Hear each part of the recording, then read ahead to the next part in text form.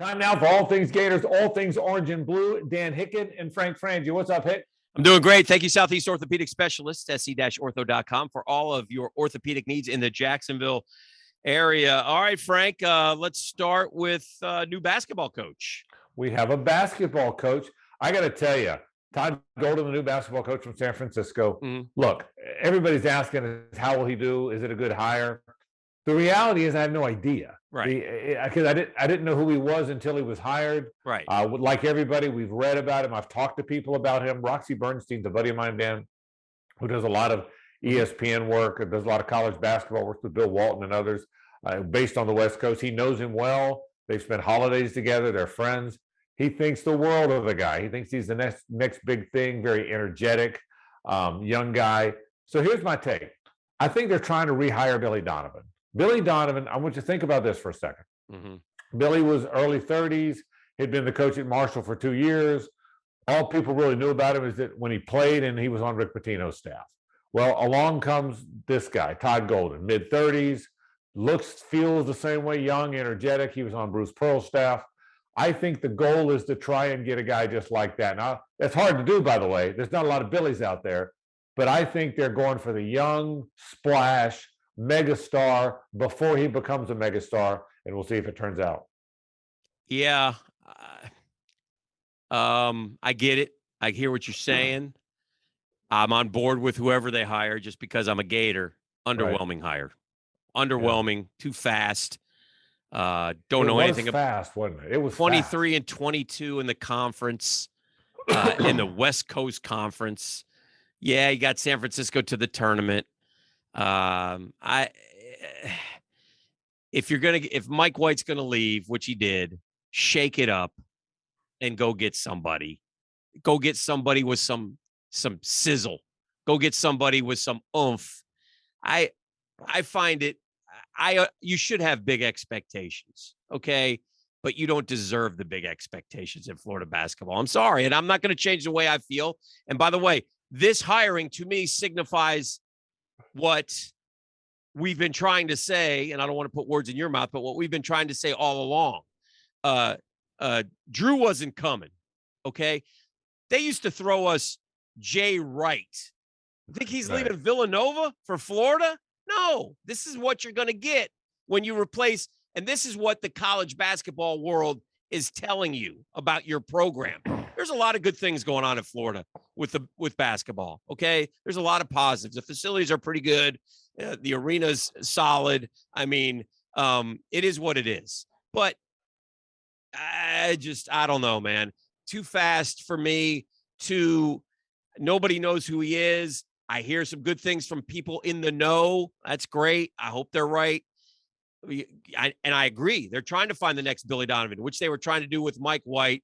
Right. And the only challenge is to find the next Billy Donovan is like finding a needle in the haystack, Frank. He was the best, or not, if not the best, the second best coach in the University of Florida history. So I'm not going to change the way I feel. I hope it works. I hope he hits home runs. I hope he can recruit.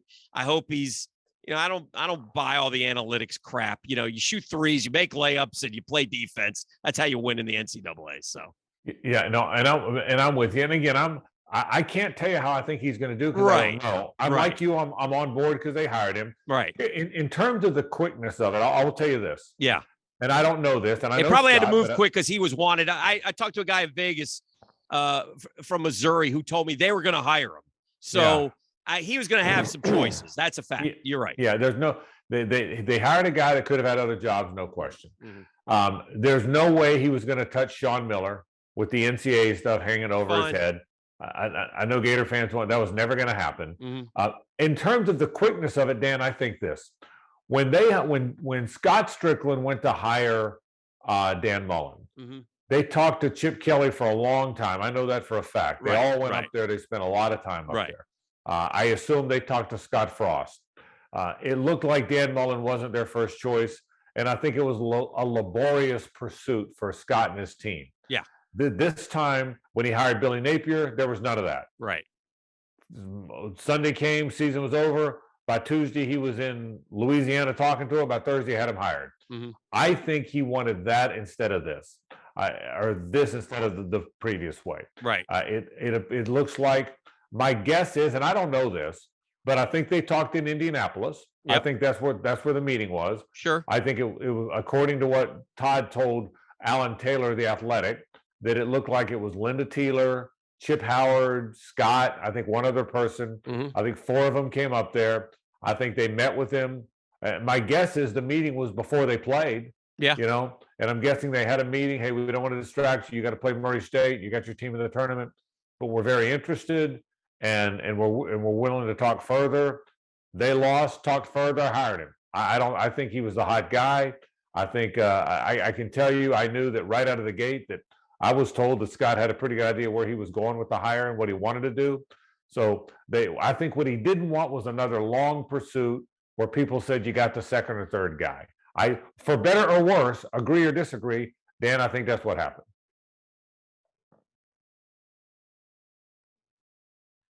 Anything wrong? Am I still on? I'm good. You got me, You're Frank? good? Yeah. You're good, yeah. Yeah. I wanted to make sure I just accidentally hit a button, Frank, and I'm not technologically savvy. So I had to call the Gram Cam over here to make sure I didn't screw something up. I think you're good. Frank, if I was going to hire a guy like that, you know who I would have hired? The guy at St. Peter's, Holloway. I would have gone and talked to him. And by the way, he's going to Seton Hall, his alma mater. So I don't know if I can get him, but Willard's left to Maryland or left Seton Hall to go to Maryland. Right. And he played at Seton Hall. He was a point guard there. But you know what? I'd have said, well, I don't think Seton Hall is going to pay you what we could pay you. And if I had to go up, I would have went up. I mean, to me, that's a guy, and again, if you're going to tell me, well, be careful, don't sign a guy because, well, he's done better than Todd Golden's done at San Francisco. And and he took down the giant in Kentucky. I'm all on board with Todd Golden. I wish him nothing but the best. I'll back him. I love the Florida Gators. I love the Florida Gator basketball program. I want him to win.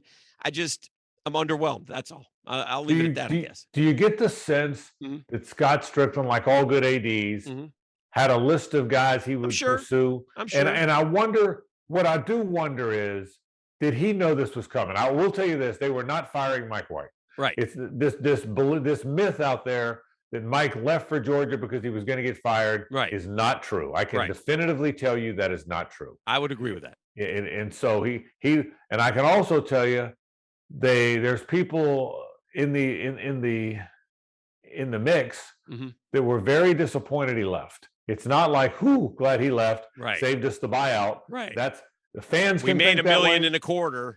Right. Fans think that way. That's not how the administration felt. They were disappointed. They thought he let the social stuff get to him too much. Yep. They thought he should have stood strong and not been affected by it. Yep. And clearly he was. And so at the end of the day, there was not just push him out the door. But I do think Scott Strickland's a smart guy. I think he had in mind that this could happen, and I think he had a list.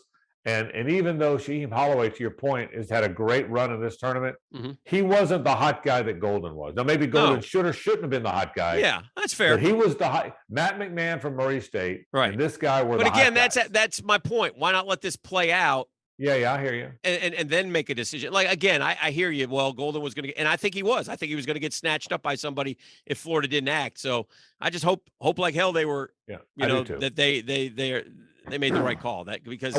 Obviously, they had a feeling that he was a good fit. We'll see.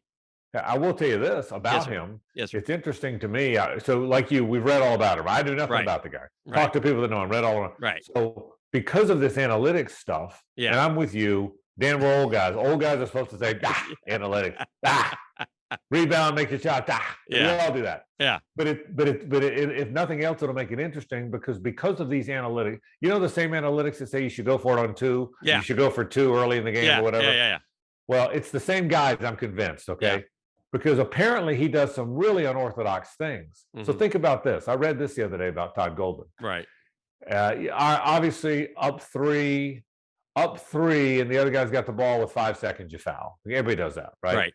Well, apparently he'll foul up 2.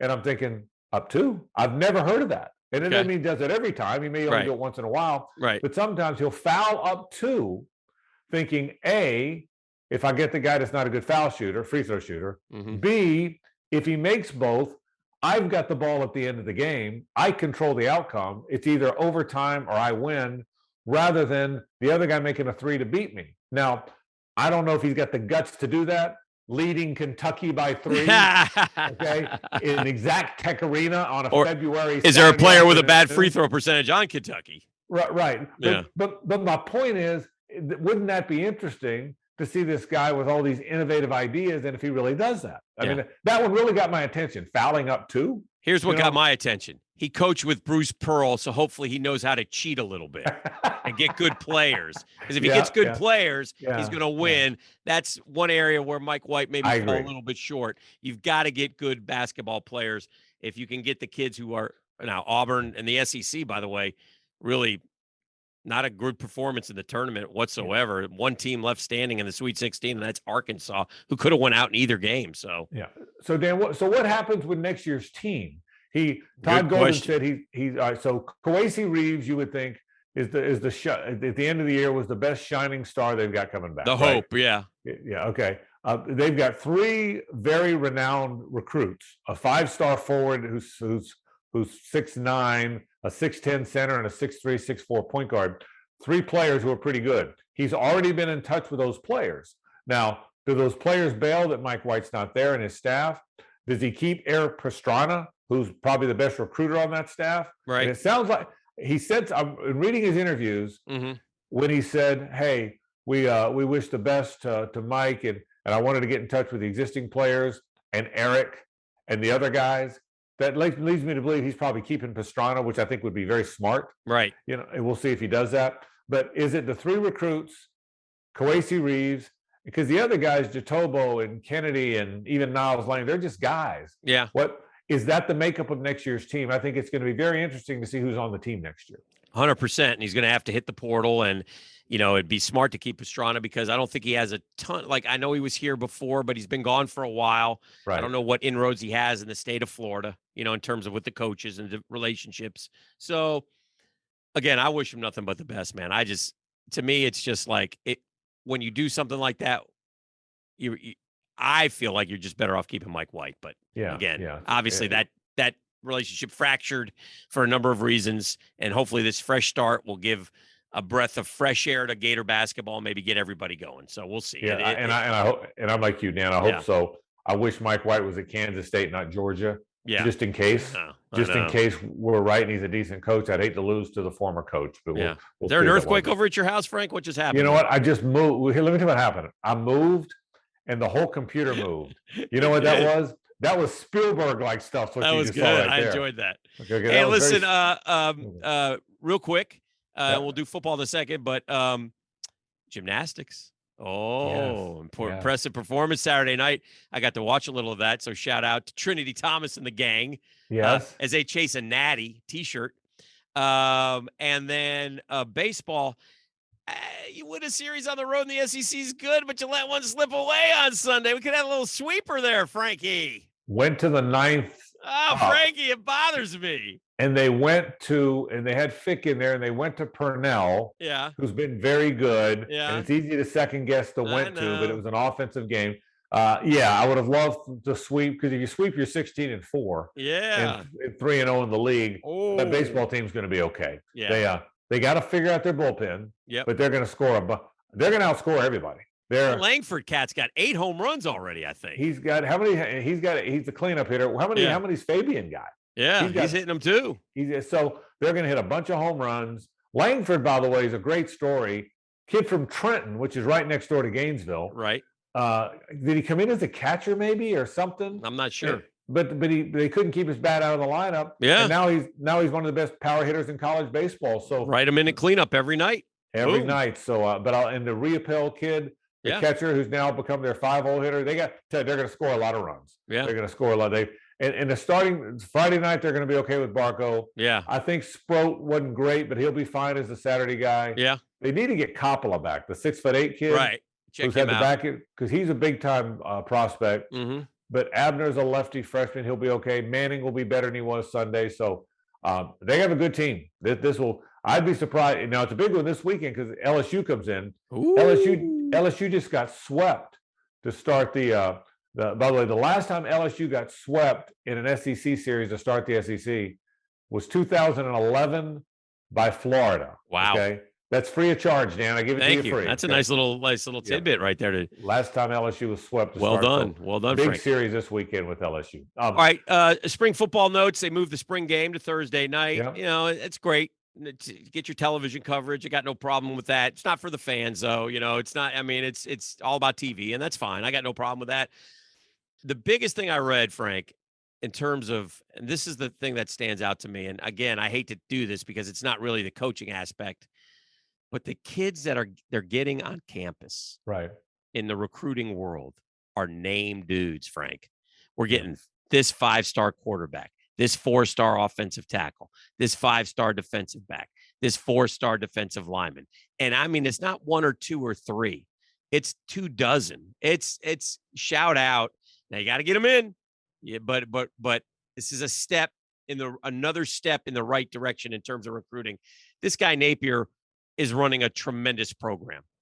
We all hope he can coach because he's a perfect fit with everything else. He put out a statement about Emory Jones. Yeah. I mean, who does that, Frank? Right. There's no agree. real connection to him, thanking Right. him. I mean, those are the little things that I go, ooh, impressive. Yeah, I agree with everything you said. First, let's start with the recruiting. Look, that's why he was hired, Dan. The Mhm. guy was hired to make Florida relevant and to make Florida a place recruits want to go. Right. Well, you can't be a place where recruits go until you become a place that recruits consider. Right. And that's where we are now. He's made Florida a place that all these big time recruits want to visit, Right. want to consider. That's the first step. You know, right now they're on the same recruiting plane as the schools that are recruiting better. I mean, they're going to get them. Right. But now, to your point, people now, when these super 5-star guys start considering who they're going to visit in the spring, it's Alabama, Georgia, Ohio State, Clemson, Florida. Yes. LSU. Florida's in that conversation. Doesn't mean they're getting them. But Right. step one is they got to consider. Before they Correct. weren't considering Florida. Right. Now they're considering Florida. Does that turn into they go to Florida? Mhm. We'll find out, but they're in a great spot. When you see a picture of the best running back in the country who's from Naples, okay, in a Gator uniform, because he went up and visited this weekend, Right. that warms your heart. Now, absolutely again, does. And he wouldn't even have gone there, I don't think, in past regimes. This is a big step. Now, can they reel him in? We'll see. He's got to go up against Kirby and Nick and, recruiting juggernauts. But Florida is showing an ability to be like the comments from the kids, first class, felt special. We haven't seen those comments lately. I'm excited about it. I agree with you. And again, step one is getting them to consider. And look, he built that machine. I mean, he made no bones about this. Right. Scott Strickland hired him because Saban had built that recruiting machine. Mhm. He was starting to build it as best you can at Louisiana. He wanted him to come build that machine here. He gave him a gigantic salary, and he hired a bunch of employees, and they have the big facility. He's turning it in. I mean, this Katie Turner is a mega star. Yeah. Bree Wade, the other person in the department's a mega star. All these assistant coaches and staffers are all good recruiters. That was the whole idea. The whole idea was go out and get people that are really good recruiters and build the recruiting mechanism and make Florida a place they considered. Step one has happened. They're considering him. Yep. Okay, that hasn't happened before. But I want to get to Emory Jones for a second. I agree with you. It was really a nice thing he said. But that was odd how it played out. A little bit. That Emory was going to leave after December. He needed a new start. I got it. It didn't work at Florida. He was kind of frowned on by some of the fans. The whole thing made sense. Okay, so he's going to leave. All right. Then Napier and O'Hara, the staff assistant who works with quarterbacks, got him to stay. Yeah. Okay. We'll make you a better player. Let's look at your tape. This is what you need to do. We're going to work on these things in the spring. Emory says, okay, big story. Big story on the first day of spring football practice. Emory Jones is staying. And none of that. And by the way, and then the reps went away. Well, that's what I'm wondering, because I'm thinking, okay, if he'd have said all that, gone through spring, graduated, and then still transferred, I wouldn't have been surprised. Right. But it's already too late to go to spring with anybody else. Right. So why would it happen this phase? That's what I'm wondering. Did he look up and he wasn't getting enough reps? Or did he just read the writing on the wall that he wasn't? It has to be. I mean, you see Anthony Richardson throw, and maybe the Miller kid's got something too. And he's like, ooh, this guy's better than me. I mean, it's hard to sit there and as a competitor, you're not thinking that way, but you can't help but wonder something triggered Emory Jones to say, yeah, Yeah. I hear you, coach. I know I could get better, but I kind of feel like I'm now third. No, I can go be one someplace else. Well, the one thing that was always going to help him with the prior staff and did Yeah. is he was Mullen's guy. Correct. There's something about, even when you play badly, Sure. you're You get a still little that more coach, rope, right? right? Yeah. Because you're that coach's guy. As good a guy as Napier is, Right. Emery's not his guy. No. Okay. In fact, he's got more of a connection with the Ohio State kid. I was just going to say, Right? of all four guys on campus, Anthony Richardson, Carlos Del Rio Wilson, Jalen Kitna, the one guy who's kind of his guy is Jack Miller, because that's a guy he brought in. Yeah, and I so, agree. But it's quietly, because all the basketball stuff's going on and Todd Golden's going on and we're watching some baseball quietly, but with blink of an eye, it just became Anthony Richardson's team. Now that had not now that could change and he could not win the job, but we've wanted for the longest time for this to become Anthony Richardson's team. Every fan wanted it. Every media guy called for it. Yep. Well, that's what was kind of lost in this, in the blink of an eye. Florida football, the most important thing in the lives of all these Florida football fans, just became Anthony Richardson. For now, right? It just became Anthony Richardson's team, which is, fans have waited a long time for that. Yeah, there's no question about it. So I'm excited too. Thursday night, though, Frank. We're going to have to go Thursday night under the lights to go see the spring game. That may cut into your plans. I understand he did that. He didn't consult with us. Easter and recruits and players getting home, and he's a player-centric guy. Sure. And he just made Easter weekend way better for his players, which is cool, by the way. That's the right reason to do it. Right. I don't know that I loved it. Okay. Yeah. Right. I don't know that I loved it for me. You know, because I wanted to go down. I was going Saturday. Yeah. And on a beautiful Saturday in April. Oh, nothing like it. Maybe I would have enjoyed watching it, but you know what?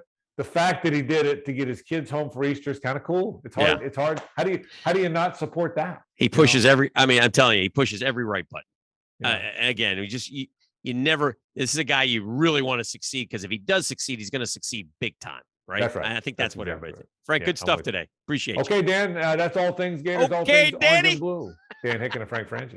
Thank you, Southeast Orthopedic Specialists, the best in the business, se-ortho.com. Frank, talk to you next week. Okay, Hick.